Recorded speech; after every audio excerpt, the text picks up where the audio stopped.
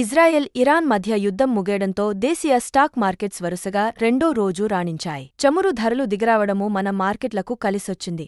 Nifty సైతం 200 పాయింట్ల లాభంతో 25,244.75 వద్ద ముగిసింది. ఇంట్రాడేలో 82,815.91 పాయింట్ల వద్ద గరిష్టాన్ని తాకిన ఇండెక్స్ చివరికి 700 పాయింట్ల లాభంతో 82,755.51 వద్ద ముగిసింది. సో ఈరోజు అన్ని రంగాల షేర్లు రాణించగా ఐటీ, మీడియా రంగ షేర్లు ప్రధానంగా లాభపడ్డాయి. మిడ్ క్యాప్, స్మాల్ క్యాప్ షేర్లు కూడా 1.5% మేర రాణించాయి. ఈ క్రమంలో సెన్సెక్స్ 700 పాయింట్లకు పైగా లాభపడింది. సెన్సెక్స్ 30 సూచీలో బీఎల్, కోటక్ మహీంద్రా, యాక్సిస్ బ్యాంక్ షేర్లు మినహా మిగిలిన అన్ని షేర్లు లాభాల్లో ముగిశాయి.